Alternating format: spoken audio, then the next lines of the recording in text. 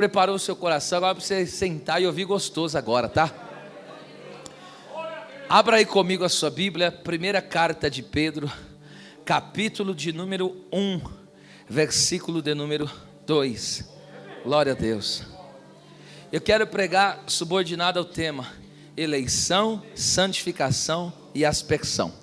Vamos lá, diz o texto sagrado assim: eleitos ou escolhidos segundo ou de acordo com a presciência de Deus Pai, em santificação do Espírito Santo, para a obediência e conversão do sangue de Jesus Cristo. Graça e paz vos sejam multiplicadas. Amém. Pode se assentar, glorificando ao Senhor. Depois de tanta graça dessa, fica até difícil de assimilar aqui. Oh, meu Deus. Os irmãos estão conseguindo acompanhar aí? Amém, glória a Deus. É tanta unção, irmãos, que até a live caiu aí. Meu Deus do céu. Glória a Deus. Vamos lá. Ao analisarmos este versículo, é crucial, é bom considerarmos o seu contexto histórico, que era de sofrimento, provação e grandes aflições. Este era o contexto em que os irmãos viviam quando Pedro escreveu esta epístola. Esse versículo tem a ver com um consolo de Deus e um encorajamento de Deus para os irmãos, em meio aos sofrimentos, às provações e às aflições que eles estavam vivendo. Porque, querendo ou não, no meio das lutas, no meio das provações, no meio dos sofrimentos, o inimigo ele tenta se aproveitar dessa situação de fraqueza para colocar por água abaixo o quê? A nossa caminhada com Deus. Então, por isso que Pedro tem uma revelação do Espírito, uma inspiração divina para escrever para nós este versículo, tá certo? Aqui, esse versículo 2 que eu li, é uma saudação que é, na verdade, uma miniatura teológica que resume o plano redentor de Deus. Redentor é a salvação, é o resgate da alma humana para a salvação. Aqui você vê que esse texto é um texto trinitário. Por que trinitário? Porque aqui fala, da operação do Pai, do Filho e do Espírito Santo na obra da salvação. O Pai escolheu para a salvação, ou seja, planejou. O Espírito Santo transforma e santifica. E Jesus Cristo realizou pelo seu sangue a propiciação, ou seja, nos tornou favorável ao Pai ele é a propiciação pelos nossos pecados, ok? Esse versículo aí dá para ser separado em 4 pontos. Eu vou fazer uma abordagem desse texto, mas muito simplória hoje, tá certo? Porque quero voltar uma outra oportunidade que nós vamos estudar essa epístola, e aí sim nós vamos ter um tempo preciso, como no estudo bíblico, para nós tratarmos assim de uma forma muito minuciosa. Mas dentro daquilo que o Espírito Santo ministrou ao meu coração, eu tenho que ser fiel. Por mim eu não pregaria esta mensagem hoje, mas eu tenho que ser fiel ao que o Espírito Santo gerou ao meu coração, tá certo? Vamos lá, 4 pontos. O primeiro ponto está aqui: eleitos segundo a presciência de Deus Pai. No caso eleitos aqui, Deus nos escolheu para Ele, escolher para si. Tem um sentido também de eleger, que é selecionar, que é pôr à parte para pertencer a Ele ou para servir ao Senhor. E é interessante que segundo aqui, essa palavra segundo, que é katá no grego, o primeiro significado dela é algo que vem descendo de, então descendo de Deus. E aqui nesse contexto também significa de acordo com. Então aqui, veja só, a eleição é tão tremendo esse texto que a eleição, a escolha de Deus é algo que vem de Deus, do céu para nós, nos alcançando aqui na terra, mostrando que sempre é uma iniciativa de Deus no plano da salvação e nunca do homem. Não é o homem que procura a salvação, é Deus que vai atrás dele para salvá-lo. Isso é importante. Agora perceba, o que é presciência? Presciência, esse é um atributo que só Deus tem. É um atributo divino, tá certo? Tem atributos de Deus que são comunicáveis, ok? Por exemplo, o amor é um atributo de Deus, Deus comunica o seu amor. Agora, esse atributo, a presciência, é conhecido na teologia como um dos atributos incomunicáveis, ou seja, anjo não tem, demônios não tem, seres humanos não tem, só Deus pode ter esse atributo. E o que é a presciência? É um pré-conhecimento. Por exemplo, Deus ele conhece não só o dia de amanhã, mas Deus conhece o desfecho da história agora mesmo. Para Deus não conta tempo. Deus, quando olha para mim, para você, Ele já viu o meu passado, o meu presente e até quando o futuro já. Então, o nosso Deus, Ele não conta tempo, por isso que Ele é o Pai da eternidade. A visão de Deus, por exemplo, eu e você, nós estamos presos no tempo. Qual o tempo que nós estamos presos? O presente. Eu não posso voltar para o passado, eu não posso ir para o presente, mas Deus está ao mesmo tempo no passado, no presente e no futuro. Deus, Ele anda nos três ao mesmo tempo, de tal maneira que quando Deus olha para uma pessoa, Deus já sabe todo o desfecho da história dessa pessoa. É impressionante isso, ok? Estou dando só uma pincelada aqui sobre esse atributo que não poderia deixar de passar, tá certo? Então, presciência é um pré-conhecimento, tá certo? Por isso que o profeta Isaías falou, ó, um filho se nos deu, um menino nasceu, mas pera lá, faltava 700 anos para nascer, mas na presciência de Deus já tinha nascido já. Enfim, mas aqui, no caso presciência, tem um sentido maior até que esse, que tem um sentido de plano de Deus, um plano ordenado por Deus na eternidade. Mas vamos lá. Aqui, a presciência de Deus, a escolha, segundo ou de acordo com essa presciência, poderia ser dito de acordo com o plano eterno dele, tá certo? Significa que Deus Pai, antes da criação do universo, no seu plano eterno, lá na eternidade, Ele escolheu um povo para si. Então é uma eleição coletiva. Por exemplo, Deus escolheu o quê? Qual o povo que Deus escolheu para a salvação? A igreja.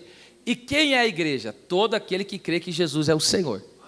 A pessoa que passa a crer que Jesus Cristo é o Senhor, ela passa a se tornar o quê? Corpo de Cristo. Sendo ela corpo de Cristo, ela faz parte dos eleitos para salvação, escolhidos para a salvação. Então, é uma eleição, podemos dizer, coletiva, tá certo? Então, Deus escolheu a igreja. Quem é a igreja? Todo aquele que crê que Jesus é o Senhor. Esse faz parte dos escolhidos, dos eleitos, tá certo? Essa escolha não se baseia em méritos humanos, não é nada do que eu fiz ou deixei de fazer, não tem nada a ver comigo o plano da salvação, mas sim tem a ver com, se baseia no propósito de Deus, tá certo? Então a eleição é o plano de Deus que se manifesta na história da humanidade. Então antes de Deus criar os céus e a terra, Deus já tinha planejado lá na eternidade, eu escolhi um povo para mim. Eu escolhi um povo para a salvação. E quem é esse povo? A minha igreja. Esse é o povo que eu escolhi. E esse plano da salvação está aberto para todos aqueles que quiserem fazer parte dos eleitos. Ou seja, fazer parte da igreja. Tá certo? Acredito que ficou claro para os irmãos, tá bom?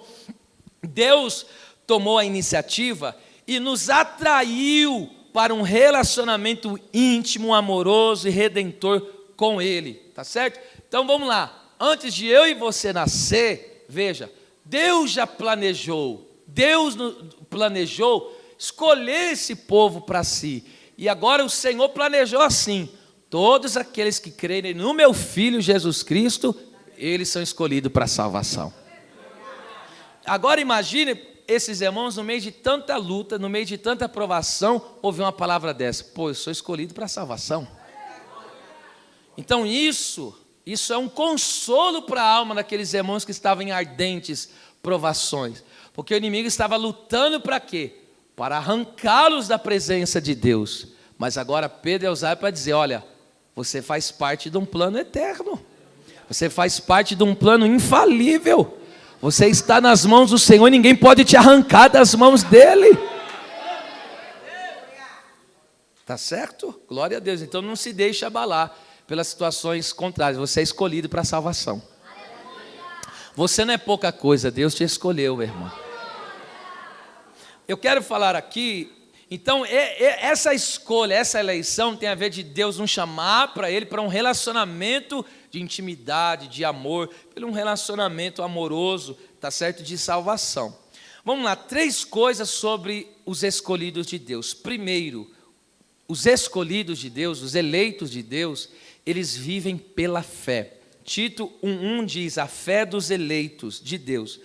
E o que é viver pela fé? Deixa eu falar algumas coisas importantes. Viver pela fé, primeiro, é ser uma pessoa feliz. Em João 20, 29, Jesus falou o que para Tomé? Não sejas incrédulo, mas seja crente. Aí ele diz assim, bem-aventurado, felizes os que não viram, mas creram. Existem pessoas que dizem assim, como Tomé falou, se eu não ver, eu não creio. Mas Jesus está dizendo, essas são pessoas infelizes. Agora, quem não viu, mas creu, é feliz. Então, viver pela fé é ser uma pessoa bem-aventurada, é ser uma pessoa feliz. Então veja, sabendo que você está no estado de bem-aventurança, porque Jesus, o Senhor nosso Deus que planejou, o Pai eterno que planejou a salvação, é o Deus que você tem depositado a sua fé, e você sabe que Ele é soberano na sua vida. Você sabe que os processos aí que têm acontecido aí, você sabe que está... ainda que pareça que fugiu do teu controle, está rigorosamente no controle de Deus. Segundo ponto aqui, ainda no caso, três coisas sobre os escolhidos. Primeiro, eles vivem pela fé. E viver pela fé, primeiro, é ser feliz. Segundo, é agradar a Deus. Não tem como agradar a Deus sem fé. Por isso que as circunstâncias da vida não podem derrubar a nossa caminhada. Porque sem fé é impossível agradar a Deus. E nós temos uma fé que não é fingida, é uma fé autêntica, é uma fé genuína, é uma fé verdadeira. Em Hebreus 11:6 diz o quê? Sem fé é impossível agradar a Deus. Como que eu posso andar com Deus como Enoque? Andando pela fé. Como que eu posso ofertar a Deus como Abel? Pela fé. Como que eu posso viver no meio de uma geração totalmente corrompida como Noé? Pela fé. Como que eu posso renunciar ao mundo e sair para uma terra que eu nem sei onde é, como Abraão? Pela fé. Como que Sara pode gerar um filho sendo estéril? Pela fé. Ok? E assim vai. Como que Jacó abençoou seus filhos? Pela fé. Como Moisés renunciou o Egito e ali saiu rumo à terra prometida? Pela fé. Como que as muralhas de Jericó caíram? Pela fé. Como o rio Jordão retrocedeu? Pela fé. Como Davi derrubou o gigante? Pela fé. Eu estou narrando Hebreus 11 para vocês. Então, todo escolhido de Deus, ele vence as lutas, vence as batalhas, tudo assim. Ele agrada a Deus pela fé. Outra coisa sobre os eleitos, viver pela fé, além de ser feliz, é agradar a Deus. Terceiro, é ter acesso à graça de Deus. Romanos 5,2 diz, e temos a entrada a esta graça. Entrada é acesso. O que é a graça? Todo favor de Deus. Por isso que a Bíblia fala do trono da graça. O que é o trono da graça? O trono é aquele que rege o universo, não só o universo, mas toda a criação, do mundo visível e invisível. E esse Deus, que é o nosso Deus, Ele está sentado no trono. E Ele pode estender a sua graça a todos aqueles que chegam diante dEle. Então, pela fé, você tem acesso à graça de Deus. Pastor, mas hoje eu estou me sentindo tão fraco. Vai no trono. Tem graça para você lá.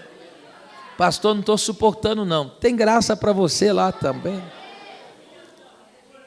Tudo que você precisa, você tem acesso. O favor de Deus está sobre você pela fé. Só pela fé você tem acesso ao favor de Deus. Outra coisa, viver pela fé é ter firmeza espiritual. Segundo Coríntios 1:24, Paulo disse assim, vocês estão de pé, firmes pela fé. Então ninguém pode ficar de pé sem fé. O que nos mantém firme e constante na caminhada é a nossa fé. Sabe por que você continua servindo, congregando, estando na presença? Porque ainda não e nem vão conseguir roubar a tua fé, em nome de Jesus. Aguenta firme aí, filho. É essa fé que tem te mantido de pé. Outra coisa, viver pela fé é ter convicção das promessas de Deus, como Abraão. Eu só cito aqui Romanos 4, 21 e 20 e 21, que diz, e Abraão foi fortalecido na sua fé, dando glória a Deus, estando certíssimo de que aquele que o prometeu era fiel para ali realizar, cumprir. Estava certíssimo que Deus cumpriria as suas promessas. Então, como que ele viveu as promessas? Pela fé. Outra coisa também, encerrando esse ponto, viver pela fé é viver com o olhar em Jesus Cristo. É não tirar o olhar de Jesus. Enquanto você permanecer com os olhos em Jesus, nada te vence. Alguém conseguiu vencer Jesus? Ele é o grande vitorioso da história, sim ou não? Sim. Então, se você permanecer nele e olhando para ele, por isso que o escritor aos Hebreus, depois do capítulo 11, aí no verso 2 do capítulo 12, ele diz assim: olhando para Jesus, o autor e consumador da fé. Ele é o nosso pioneiro, ele é o nosso exemplo, ele é o nosso modelo de fé. Bateram nele, mas permaneceu na fé. Colocaram a coroa de espinho nele, mas permaneceu na fé. Deram muita chicotada nele, mas permaneceu na fé. Colocaram ele pendurado no madeiro, mas permaneceu na fé. Ninguém conseguiu roubar a fé do nosso Senhor. Olhe para Jesus. Não deixe que as circunstâncias desta vida tirem sua atenção de Jesus. Então, os eleitos, escolhidos, vivem pela fé. E aí eu já dei aí, não vou repetir, mas na verdade vou para gravar. Então, viver pela fé é ser feliz, agradar a Deus, ter acesso à graça, ter firmeza espiritual, ter convicção das promessas e viver olhando para Cristo. Vamos lá. Segunda coisa sobre os escolhidos de Deus. Os escolhidos de Deus recebem uma nova vida e são revestidos das virtudes de Deus. Esse texto eu quero ler rapidamente. Colossenses 3, 10 e 12. Esse texto aqui é maravilhoso. Olha só. Vos vestistes do novo, ou seja, você nasceu de novo. Você é uma nova criatura. Você é um filho de Deus agora. Você foi escolhido e agora Deus te deu uma nova vida. E essa nova vida que o Senhor te deu, agora, é acompanhada do quê? Das suas virtudes. Veja o verso 12, que coisa linda. Revesti-vos, pois, como eleitos de Deus, santos e amados, de entranhas de misericórdia, de benignidade, humildade, mansidão e longanimidade. Congela esse texto aí que eu vou um breve comentário, muito breve mesmo. Irmão, neste mundo tenebroso, os escolhidos de Deus refletem a luz das virtudes do Senhor.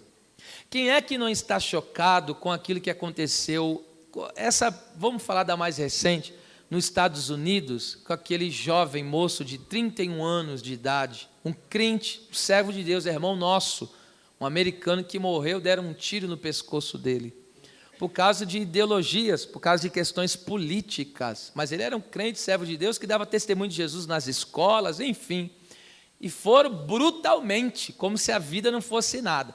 Mas sabe o que é mais chocante ainda? Ele morreu de forma brutal, ok? E além disso, existem pessoas que comemoraram a morte. Eu não sei quem é pior, se quem cometeu o crime ou aqueles que festejaram a morte. Eu não sei quem é. Veja onde esse mundo está. Veja como que esse mundo está. Como que alguém em sã consciência pode comemorar a morte de alguém? De um pai de família. Era um homem honesto, segundo testemunhos, um homem honesto, fiel marido, tinha 2 filhinhas, 2 novinhas. E simplesmente alguém vai lá e pum, tira a vida dele como se a vida não fosse nada. Que mundo é esse? Fala para mim. Que mundo é esse? Aí, nesse mundo é que nós fazemos o quê? Refletimos as virtudes de Deus como eleitos de Deus. Agora você entende por que estamos aqui nesse mundo? Agora imagine, tire a igreja desse mundo, o que vai sobrar? Por que esse mundo ainda não está, mais do que já está, mais atolado na lama da sujeira, do pecado? Porque a igreja está aqui habitada pelo Espírito Santo. E a igreja está aqui dando testemunho do seu Cristo, do seu Salvador, do seu Senhor. E nós estamos aqui fazendo o quê? Nós estamos como eleitos de Deus, nós estamos revestidos do quê? Nós temos a nova vida e somos revestidos da virtude de Deus para exercer o quê? Misericórdia. O que é misericórdia? Jesus olhava as multidões, que eram como ovelhas que não tinha pastor, pessoas doentes, enfermas, que não tinha alimento, pessoas caídas, e ele ia lá o quê? Ia socorrer aquelas pessoas, ia ministrar curas sobre elas. Ele se movia para alcançar, amenizar não, aliviar totalmente. Jesus não ameniza, né? Jesus dá vitória completa na dor sobre as pessoas. Então é isso que nós, como eleitos de Deus, somos chamados nesse mundo tenebroso para manifestar essa misericórdia. Olha lá, benignidade. O que é benignidade? Não é só fazer o bem para as pessoas de modo geral, é até mesmo para os inimigos. Tem pessoas que a gente olha assim, irmão, quem olhasse, hoje falar de Paulo, a gente enche a boca, sim ou não? Mas se eu falar para você o passado de Paulo, ele consentiu na morte de Estevão, ele arrastava mulheres e crianças, irmão. Ele prendia mulheres e ele arrastava, ele mandava matar tudo. Quem olhasse para um delinquente, ele era um delinquente, irmão. Ele mesmo, depois que se converteu, ele falou, eu nem mereço ser chamado de apóstolo, porque olha as coisas que eu fiz na minha vida. Ele carregava aquilo, que ele recebeu o perdão de Deus. Mas veja, a graça, a benignidade de Deus é tão violenta, que pode pegar o mais vil pecador e fazer dele o maior missionário da história. Nós, com nossa justiça pessoal, quando nós olhamos, por exemplo, dá uma revolta ou não dá de ver essa situação que eu acabei de citar? Nós, com a justiça humana carnal, a vontade é pegar e pisar na garganta de um fulano desse e fazer justiça com a própria mão. Estou falando na carne. Agora, quando você olha com o olhar de Deus, sabe o que você faz? Você fala, Deus, tem misericórdia. Tem misericórdia, salva essa alma, porque senão ele vai queimar tanto no inferno. Ele vai queimar tanto no inferno, vai sofrer, entende? Então, eu estou dizendo aqui, é uma mensagem muito atual e muito pertinente para o momento em que nós estamos vivendo. A nossa nação também, agora voltando-se para cá, vive um momento de muita injustiça. Muita injustiça. Os bons são perseguidos, os justos são perseguidos. As pessoas que querem o bem para as outras pessoas são perseguidas. E parece que o mal está triunfando. Pessoas inocentes são presas, pessoas inocentes estão morrendo, pessoas inocentes estão sendo prejudicadas, a viúva e o órfão estão sendo abandonados, o salário do trabalhador está sendo defraudado, e parece que Deus não está vendo isso, mas está. O nosso Deus está vendo todas as coisas. E o que nós fazemos? Dobramos os nossos joelhos e pedimos a intervenção dos céus. Mas não apoiado na nossa justiça própria e não deixando a nossa carne se aflorar, que às vezes dá vontade ou não é. Quando a gente olha assim, eu falo, meu Deus, deixa eu voltar para a cruz, porque é feio o negócio. Tá certo? Vamos lá. Olha só que coisa tremenda. Os eleitos de Deus também, como eu disse, eles são revestidos das virtudes de Deus. Olha qual mais virtude? É humildade. É o contrário da arrogância. O arrogante é aquele que bate no peito e diz, eu dou meu jeito, eu mato no peito, eu resolvo, eu faço e aconteça. O humilde não, ele fala, eu dependo totalmente de Deus. Eu reconheço que eu nada sou, nada posso, mas eu me achego diante de Deus e entrego minha vida ao Senhor. Mansidão, uma pessoa gentil, para de ser aquela pessoa brava, para de ser aquela pessoa que tudo arruma encrenca, tudo arruma briga, seja manso. Tem pessoa que pensa que mansidão tem a ver com gentileza. Tem gente que faz questão por causa de um lugar, por causa de... Eu já vi gente saindo no tapa por causa de uma vaga de carro. Eu já vi gente arrumando confusão por causa de alguém entrou na fila, a pessoa não viu, já as pessoas estão muito nervosas. Seja manso, mas a mansidão é você controlar a sua força e usar ela de maneira correta. Não de forma desenfreada como uma bomba que explode e depois você só vê o estrago. A mansidão é uma pessoa que sabe também, é uma palavra muito até difícil de explicar, de tão profunda que ela é. Mas mansidão tem a ver com gentileza e saber também controlar a força. É como um cavalo no cabresto, sabe? Ele é forte, ele tem a sua força, e aí você vai controlando ele, tá certo? E de maneira certa, não equivocada. E longanimidade, é alguém com constância. Então manifestemos essas virtudes de Deus, porque nós somos escolhidos do Senhor e temos as suas virtudes. Vamos lá. Terceiro, sobre os escolhidos de Deus. Os escolhidos de Deus são irrepreensíveis na presença dEle. Em Efésios 1,4 diz, nos elegeu para que fôssemos irrepreensíveis diante dEle. Sabe o que significa ser irrepreensível diante de Deus? É sem nenhuma falha. Aqui na terra é no sentido que eu acredito, né? É no sentido que do jovem rico. Lembra que ele chegou e falou para Jesus, o que eu preciso fazer para ser salvo? Jesus falou, você conhece os mandamentos? Desde quando muito novinho eu guardo esses negócios aí, eu cumpro. Jesus falou o que para ele? Falta só uma coisinha só. Em outras palavras, falta só se abandonar Mamon, que é o teu Deus. Então ele era repreensível, ele tinha uma mancha na vida dele, porque o Deus dele era o dinheiro. Ele confiava no dinheiro, porque o dia que Jesus falou, abre mão disso, ele falou, não, aí não dá. Jesus falou, abre mão dos seus recursos, abre mão desse dinheiro aí, e você dá aos pobres e vem e me segue. Veja, ele abriu mão da salvação por causa do dinheiro. Então Jesus, não é que Jesus queria que ele fizesse aquilo de fato, porque eu sempre falo, né? Você lembra Zaqueu? Jesus não falou, Zaqueu era rico e Jesus não falou para Zaqueu, vai lá dar tudo. Ele mesmo falou, se eu defraudei alguém, eu dou 4 vezes mais e ainda a outra metade eu dou para os pobres. Jesus falou, hoje a salvação veio nessa casa. O que Zaqueu está dizendo? Eu não confio no dinheiro para ser salvo, eu confio no Senhor.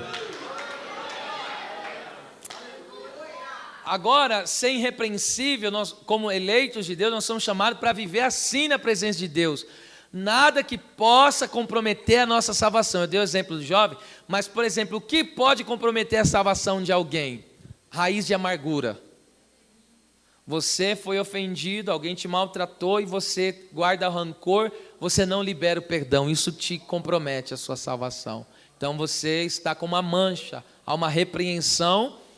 Mas você como escolhido, você como eleito de Deus, Deus te chamou para ser irrepreensível na presença dEle. E nesta noite, eu acredito, cada um aqui sabe se há alguma pendência na sua vida que comprometa a sua salvação. Se há, nessa noite, o Deus que te chamou, o Deus que te escolheu, está dizendo, ande na minha presença sem falta, sem falha. Vamos lá. Segundo ponto desta mensagem, é em santificação. Então, escolhidos segundo a presciência de Deus Pai, em santificação do Espírito Santo. Santificação aqui, hagiasmos no grego, é purificação, consagração ou santificação de coração e vida. Escute. O Espírito Santo torna o crente santo, e é Ele que aplica a eleição divina na vida do crente, separando do mundo e consagrando a Deus. Ou seja, o Espírito Santo nos separa do mundo, nos aparta do pecado, a fim de termos ampla comunhão com Deus e servi-lo com alegria. Quantos querem ter comunhão profunda, ampla com Deus e servir a Ele com alegria? Eu só posso me render à escolha de Deus se o Espírito Santo trabalhar no meu coração. Não existe salvação sem que o Espírito Santo convença o pecador. Não existe. Então, quem aplica essa eleição, ou seja, o Espírito Santo fala, o Pai planejou a salvação. Há um plano de salvação. E Ele escolheu um povo para si. Quer entrar nesse plano? É assim que Ele faz. Estou falando de uma forma que você entenda. O Espírito Santo quer fazer parte desse plano da salvação? Aí você fala, eu aceito pela fé. Aí você entra, faz parte. E aí o que o Espírito Santo começa a fazer com você? Te torna uma pessoa santa. Ele fala, agora você vai ser santo. Aleluia. Xarabassuriquécia. A vida de santificação pode ser expressa dessa maneira, acredito que uma das mais sublimes de expressar a santificação. Mateus 22, 37, que diz assim, sabe qual que é o primeiro e grande mandamento? Amarás o Senhor teu Deus de todo o teu coração, de toda a tua alma e de todo o teu pensamento. Então, como uma das maneiras de expressar uma vida de santificação é o quê? Amar a Deus com todo o seu ser. Amar a Deus de corpo, alma e espírito. Amar a Deus de todo o coração. Amar a Deus de todo o teu pensamento. Aleluia, aleluia. O Espírito Santo, ele é tremendo na sua obra. Também vou seguir aqui o mesmo da eleição. Eu vou falar 3 coisas sobre a santificação do Espírito Santo. Primeiro, esses textos eu vou ler, tá bom, querido? Primeira coisa sobre a santificação do Espírito. É a vontade de Deus que não pode ser desprezada. Pastor, o que é a santificação? É a vontade de Deus para a minha vida. Deus quer que eu tenha uma vida pura. Deus quer que eu tenha uma vida separada. Deus quer que eu tenha uma vida purificada. Deus quer que eu tenha uma vida consagrada a Ele. Vamos lá, 1 Tessalonicenses 4, versículo, eu vou ler o 3, o 7 e o 8. Olha o que o Espírito faz na nossa vida. Porque esta é a vontade de Deus, a vossa santificação. Então, veja, eu não preciso perguntar, será que Deus quer que eu tenha uma vida santa? Não, não me faça isso. É uma vontade de Deus revelada. Deus quer que eu tenha uma vida santificada, que eu me abstenha de toda prostituição. E não só aqui, no caso ele está sendo bem específico, de prostituição, ou seja, fornicação, sexo antes do casamento, adultério, que é uma vida sexual fora, extraconjugal, ou também a relação homoafetiva, e assim vai. Como você já conhece a história aí, homossexualidade, lesbianismo. Deus está dizendo, a minha vontade para a sua vida é que você saia disso. Que você não fique vivendo uma vida de masturbação, aí cabe também. De pornografia, eita. Arranca tudo essas porcaria. Porque você é santo, você é santo.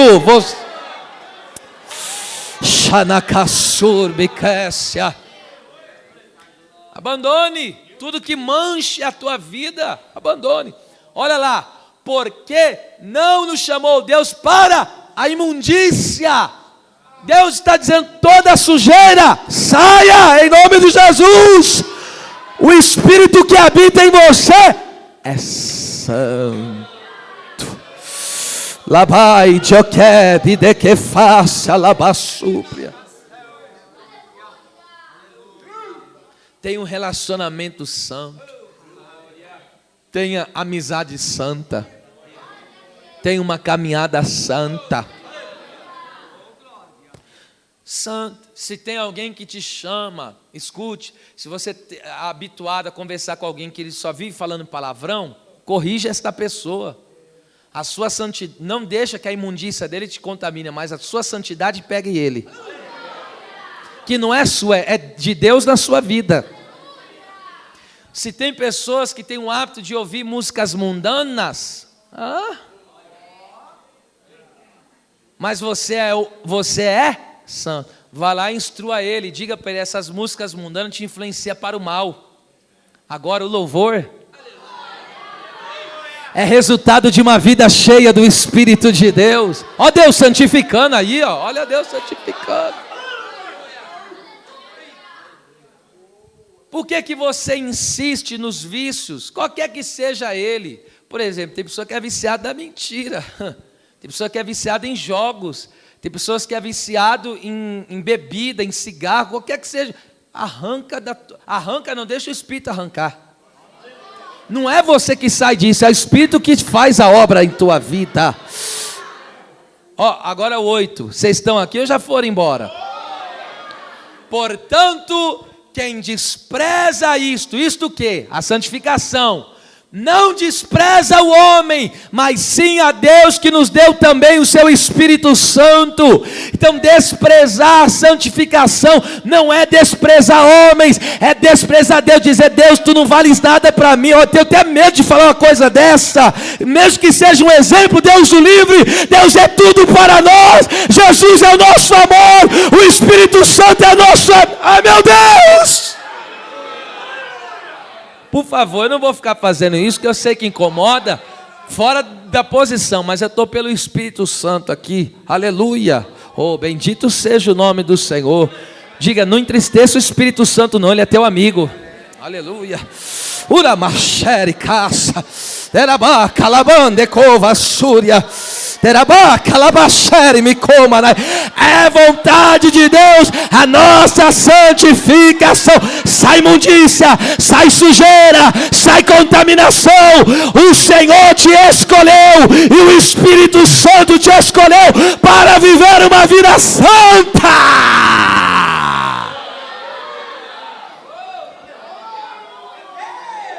Vida santa. Então vamos lá. Segunda coisa sobre a santificação é que a condição para vermos a Deus. Eu estou falando de verdade. Quem sonha em ver a Jesus um dia? Meu Deus! Queria levantar tudo agora. Aleluia, aleluia! Eu vou perguntar de novo: quem sonha em ver Jesus? Esse é o nosso maior sonho! Aleluia!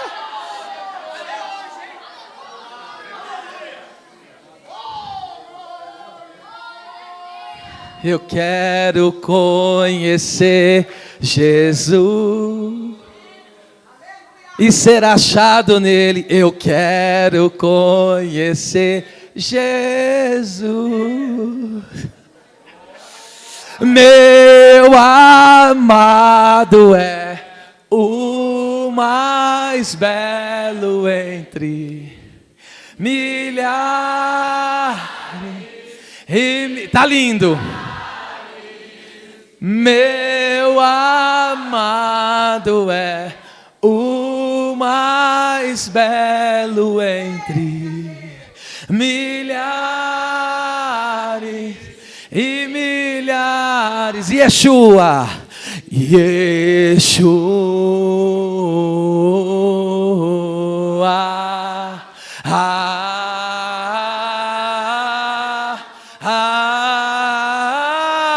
aumenta o som. Yeshua.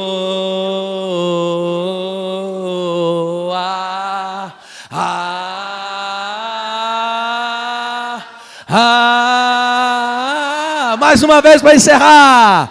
Yeshua.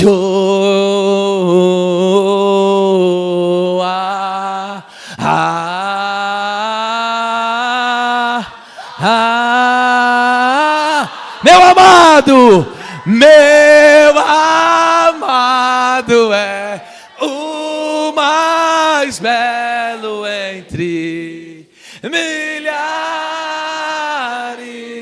e milhares. Come on, dance. Meu amado é o mais belo entre milhares. Adore a presença desse Jesus. Adore e glorifique a presença do Senhor. Se você quer ver Jesus, tem uma condição para ver Ele.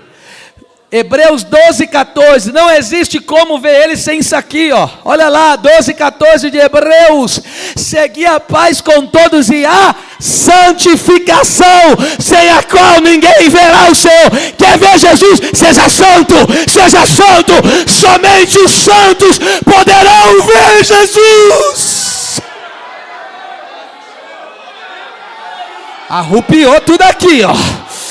Uramanda calabachande candarabacaia. Remeandécia.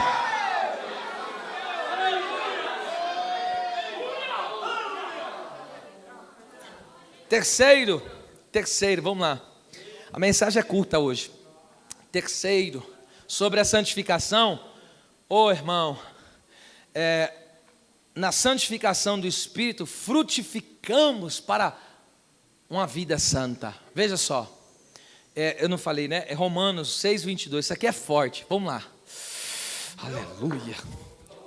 Mas agora, esse é o teu estado hoje. Mas agora, libertados do pecado. Só quem crê nessa libertação, não cansa não, levante as duas no terceiro andar e diga bem forte: eu sou livre!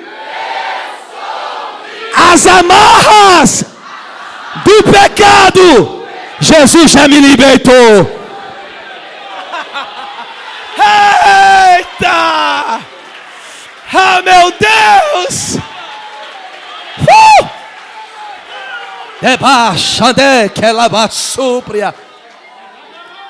Essa é a tua realidade. Mas libertos do pecado, feitos servos de Deus. Servos aqui é escravo, ou seja, alguém que perdeu a vontade para o seu Senhor. Meu Deus, tendes o vosso fruto para santificação. E por fim, qual que é o resultado final? A vida eterna. O Espírito Santo te santifica, e agora as suas obras é de um homem, de uma mulher que tem uma vida santa. Hoje Deus vai purificar a boca, Deus vai purificar os lábios, Deus vai purificar o coração, Deus vai purificar os ouvidos, Deus vai purificar os olhos, porque você foi livre, você foi liberto, você é servo de Deus, e o fruto é de uma vida santa que resulta na vida eterna.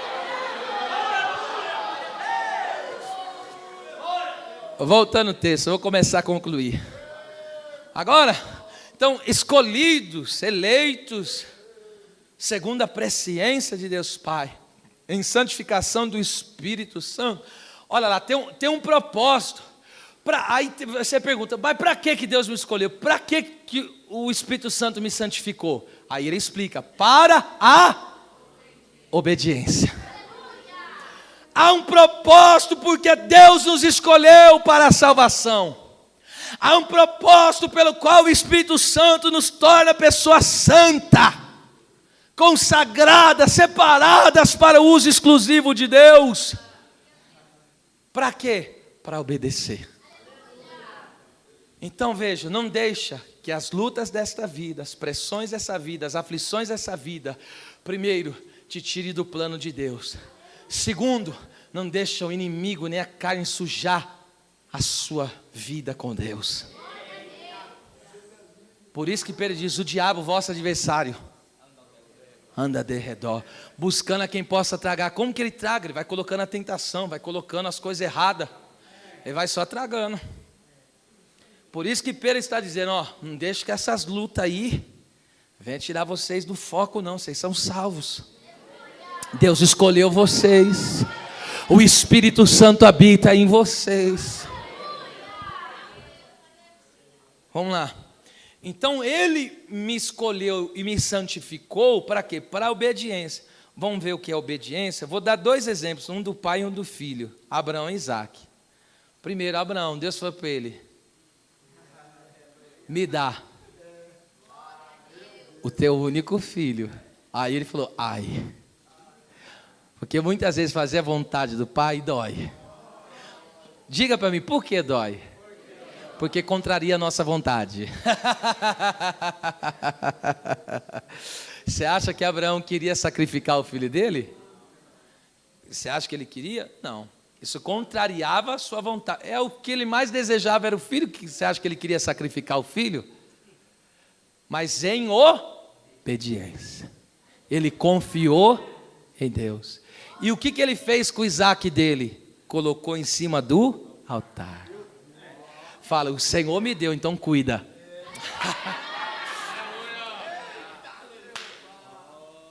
Por que você está se desfazendo do teu Isaac? Tem gente se desfazendo do casamento. Tem gente se desfazendo do ministério. Tem gente se desfazendo da caminhada da fé. Por que você está sendo desobediente? Pega o teu Isaac hoje e faz o quê?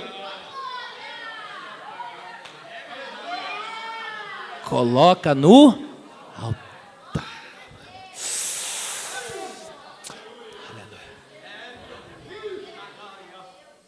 Aí quando Abraão colocou o filho dele no altar, e o que mais que ele fez? Amarrou. Como que querendo dizer, a minha obediência está amarrada na onde?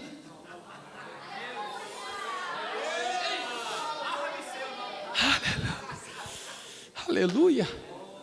A minha obediência está amarrada no altar. É uma ligação muito forte, né? Aleluia. Amarrado no altar. Bom tema, né, da mensagem. Bom tema mesmo. Esse eu deixo vocês pregar.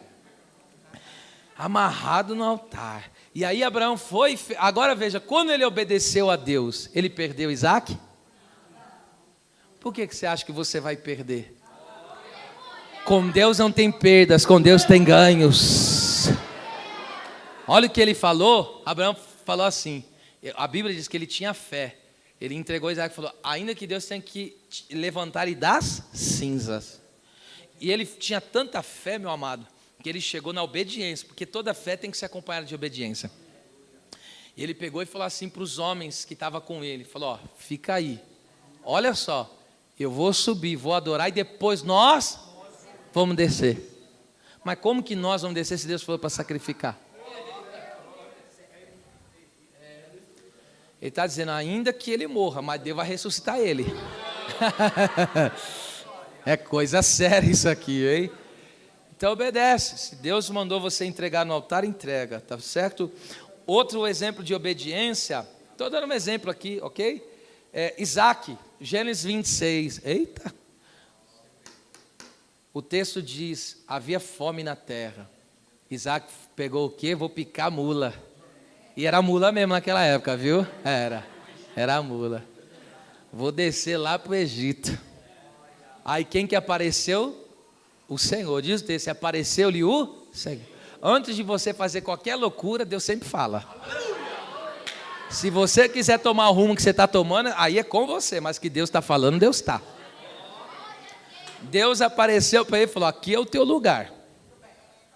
Aqui, fica bonitinho aqui. Não vai arrumar laçaina para se coçar no Egito, não. Ah, mas aqui está meio escasso, está meio difícil. Não, mas pode ficar aí. Pode ficar aí. Por quê? Porque a terra só gera na vida de quem está debaixo de obediência. A terra pode estar seca, mas a terra produz para quem é obediente. E ele ficou em obediência ao Senhor. E ali foi naquele período difícil de seca que ele viveu a maior prosperidade da vida dele. Então o segredo não é o lugar, é a obediência. A frutificação não está no lugar, a frutificação está na obediência de quem honra a Deus. Então seja obediente, obedeça à vontade de Deus em todos os sentidos. Qual é a forma que Deus quer que você viva? Obedeça a Deus. Às vezes você fala, mas isso aqui eu não quero viver desse jeito, mas não é a vontade de Deus para a sua vida? É o que eu falei, às vezes fazer a vontade de Deus dói. Lembra Jesus? Se possível, afasta. Mas essa é a caminhada nossa, essa é a via nossa, todavia. Seja feita sua vontade. Foi doloroso fazer a vontade do Pai? Foi. Mas rendeu ou não rendeu? Então, às vezes, mesmo fazendo a vontade de Deus, dói, porque a gente tem que enterrar o nosso eu. Você fala, vou ter que abrir mão do meu eu mesmo, enterrou o eu. Mas olha os frutos que deu, ó. Na obediência não tem como falhar, meu amor. Na obediência vai funcionar certinho. Pode olhar na Bíblia Sagrada, toda pessoa rebelde, por exemplo, Caim, qual foi o fim dele? Qual foi o fim de Saul, um dos mais rebeldes, Saul?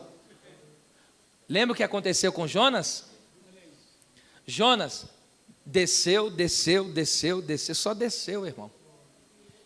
Ele desceu de onde estava, desceu em Jope, de Jope desceu para Tarsis, desceu para o navio, do navio desceu para a proa, da proa desceu para a boca do grande peixe, do grande peixe desceu nas águas foi para a profundeza. Só desceu. Entende? Agora, a obediência. Olha o que a obediência faz. E Deus o exaltou. Jesus, eu estou dando exemplo. E Deus o exaltou soberanamente. Então não existe honra, exaltação sem obediência, porque Deus nos escolheu e nos santificou para isso, para sermos obedientes. E vou concluir a mensagem agora, tá? Aí, para a aspersão do sangue de Jesus, eu falei, é só um resumo desse texto. Esse texto é muito rico, gente. A aspersão é uma palavra do Antigo Testamento que significava o quê? Se aspergia o sangue na tampa do propiciatório, o sacerdote ia matar o animal. E aí ele borrifava na tampa do propiciatório o sangue do animal que morria em favor do pecado do povo, ok? E aí ele aspergia o sangue na tampa do propiciatório.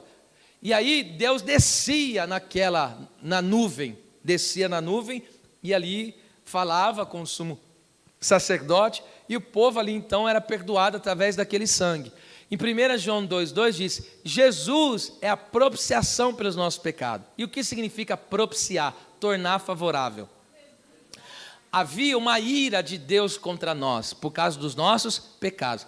Por causa dos nossos pecados, Deus olha para a gente e fala assim, eu vou te fulminar. Ok? Olha para Cristo na cruz e veja o que é a ira de Deus contra um pecador. Aquela cruz, toda aquela humilhação é a ira de Deus, porque Jesus tomou o nosso lugar. Então, olha só, Jesus, ele toma o nosso lugar para quê? Para nos tornar favoráveis ao Pai. Então, ele propiciou, ou seja, ele nos tornou favorável. Então, ele aplacou a ira de Deus. Agora, em vez de ser ira, é favor, tá certo? Porque Jesus ele fez isso. E essa aspersão do sangue significa o quê? Agora nós vivemos em uma nova aliança, a aliança do sangue de Jesus Cristo. Você está aliançado nesta nova aliança do Calvário. E eu encerro. Então fomos escolhidos, segundo a presença de Deus Pai, em santificação do Espírito Santo, nesse propósito, para obediência e aspersão, ou seja, a nova aliança. Agora vivemos uma vida favorável diante de Deus. E aí, olha a saudação que ele dá, e eu encerro nela. Graça e paz, lê comigo, graça e paz vos sejam. Deus não vai aumentar, Deus vai multiplicar. Olha o processo, 1 mais 1, 2, 2 mais 2, 4, agora começa, 2 mais 1, 2, 2 mais 2, 4, veja como que é um processo acelerado. A multiplicação, ela vai já está dizendo, né, uma né? É uma multiação, aí ela vai aceleradamente. Olha como você vai sair desse culto aqui nessa noite. Com graça e paz. Você vai sair daqui com graça e paz ampliada. Você vai sair daqui cheio de graça e de paz na sua vida. O que é graça? Todo favor de Deus. Você vai conseguir sim, você vai dar conta sim. Por quê? Porque é uma graça multiplicada. Você vai deitar em paz, vai dormir em paz, vai viver em paz. Essa situação não vai tirar a tua paz. Eu sei que a enfermidade bateu na porta, a dificuldade chegou, a situação contrária veio te assolar, mas há uma graça, há uma paz sobre você. Graça, Deus vai te manter de pé. Paz, o Senhor vai te dar equilíbrio. O Senhor vai tranquilizar a tua mente, vai tranquilizar o teu coração. Eu sei que o medo veio bater na tua porta, mas há uma graça multiplicada, há uma paz multiplicada. Eu sei que o calo apertou, a dificuldade financeira chegou, mas tem graça e tem paz.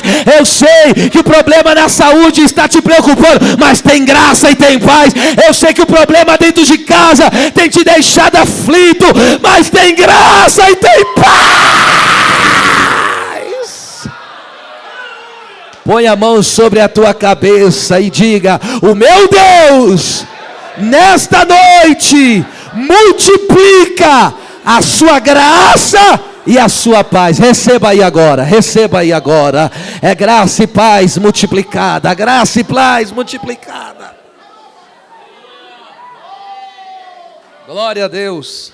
Amém? Então, eu encerro esta mensagem, simples mensagem, ok? Breve mensagem, dizendo para você, nesta noite, Você está inserido no plano redentor do Pai, do Filho e do Espírito Santo. Você é escolhido. Ele te escolheu para um plano eterno. Ele te tornou uma pessoa transformada, santa, regenerada. Ele te trouxe para a obediência, para viver na aliança do sangue do Calvário. Agora viva debaixo dessa graça e desta paz. As palmas louvem ao Senhor.